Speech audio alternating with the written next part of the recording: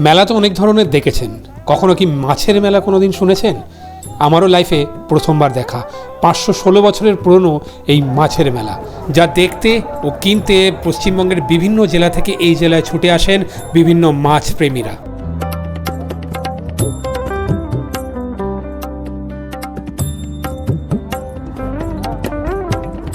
ভারতবর্ষের মধ্যে পশ্চিমবঙ্গে এমন একটা রাজ্য যেখানে বিভিন্ন জেলায় ইন্ডিভিজুয়ালি বিভিন্ন ধরনের মেলা হয়। আমরা পশ্চিমবঙ্গে থেকেই এই ধরনের মেলার খোঁজ পাই না। যেমন ধরুন মাছের মেলা তো আমি গেলামই, তাছাড়া মুড়িন মেলা, আলুরদম মেলা, অনেক ধরনের মেলা রয়েছে। আর এই প্রতিটা মেলার পেছনেই লুকিয়ে আছে একটা ইতিহাস, যেই ইতিহাস মেনে সেইখানকার বাসী এই মেলা আয়োজন করে। শুনতে অদ্ভুত লাগলেও কলকাতা থেকে মাত্র 60 থেকে 65 কিলোমিটার দূরে হুগলি জেলার কেষ্টপুর গ্রামে হয়ে থাকে এই মাছের মেলা প্রতি বছর।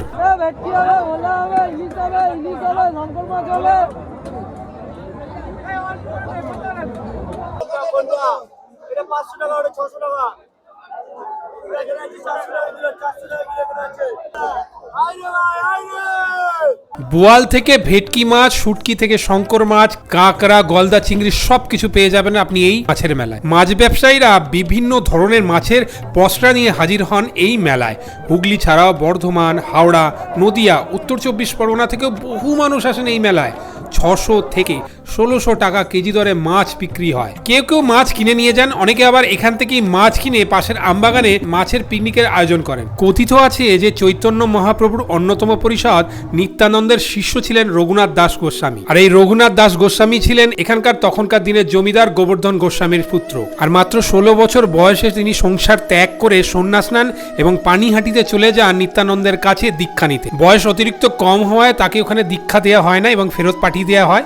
প্রায় 9 মাস বাদে তিনি তার বাড়িতে ফেরেন। ছেলে ঘরে ফেরায় গোবর্ধন গোস্বামী গ্রামের মানুষকে খাওয়াবেন বলে ঠিক করেন। রঘুনাথ কেমন ভক্ত হয়েছে তা পরীক্ষা নিতে অসময়ে কাঁচা আমের টক এবং ইলিশ মাছ খাওয়ার আবদার করেন সেই গ্রামবাসীরা। বাড়ির পাশে আম গাছ থেকে জোড়া আম পেরে আনতে এবং পাশের জলাশয় থেকে ইলিশ মাছ ধরার কথা তার পিতৃদেবকে জানান রঘুনাথ। তার কথা মতো ইলিশ ও আম জোগাড় হতেই অবাক হয়ে যান গ্রামবাসীরা। তখন থেকেই প্রতি বছর রাধা গোবিন্দ মন্দিরে পুজোর পাশাপাশি এই মাছের মেলারও আয়োজন করা হয়। 2024-এ দাঁড়িয়ে এই মাছের মেলা 516 বছরের পদার্পণ করলো। সত্যি সত্যি এই মাছের মেলায় গিয়ে এই অসময় মানে মাঘ মাসে এই ঠান্ডায় আপনি কিন্তু ইলিশ মাছ থেকে আরম্ভ করে সবকিছু ধরনের মাছই পেয়ে যাবেন। বিভিন্ন ধরনের সামুদ্রিক মাছও রয়েছে এখানে। তবে বলে রাখা ভালো, প্রতি বছর পয়লা মাঘ এই একটা দিনই কিন্তু এই মাছের মেলাটা হয় এখানে। কারণ এই পয়লা মাঘে গোবর্ধন গোস্বামী নিজের বাড়িতে ফেরত আসেন 9 মাস বাদে। তো ইংরেজি মাসের অনুযায়ী জানুয়ারি মাসের 15 থেকে 17 তারিখের মধ্যেই কিন্তু এই মেলা হয়। তার মধ্যে পয়লা মাঘ যে দিনটা পড়বে সেই একটা দিনই কিন্তু এই মেলাটা হয়। যারা আসতে ইচ্ছুক তাদের জন্য আমি অ্যাড্রেসটাও বলে দিচ্ছি। হাওড়া থেকে বর্ধমানগামী যে কোনো ট্রেন ধরে আপনি যদি আদিসত্রগ্রাম নামেন, সেখান থেকে যে কোনো টোটো বা অটোকে বললেই এই পৌঁছে দেবে আপনাকে কেষ্টপুর এই মাছের মেলাতে। তবে ব্যান্ডেল দিয়েও আসা যায়, কিন্তু সেটা একটু দূর পড়ে যায়। এই মেলাটির কিন্তু প্রধান আকর্ষণ এই মাছের মেলা নামে।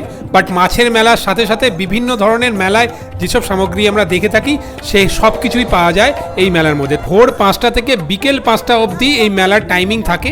সন্ধেবেলাও হয়, বাট সেই মাছের ব্যাপারটা আপনি পাবেন না।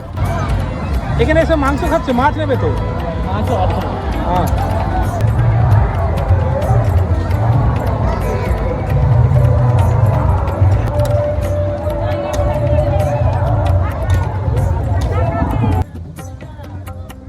এই মেলাকে ঘিরে প্রচুর মানুষের উদ্দীপনা কাজ করে। এই মেলা থেকে মাছ কিনে তারা ওখানেই মাছ ভেজে পিকনিকের আয়োজন করেন। বিভিন্ন ধরনের ছোট ছোট ফ্যামিলি এসে এখানে বিরাট গ্যাদারিং করে একটা বড় পিকনিক স্পট তৈরি করে তোলেন। এই মেলাটা ঘোরার সাথে সাথে আমি কিছু খুঁটিনাটি খেয়ে বাড়ির দিকে চললাম।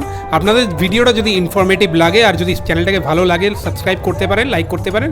আপনাদের সঙ্গে দেখা হবে পরে একটা খাওয়া দাওয়ার এপিসোড নিয়ে পরের ভিডিওতে। Bye bye.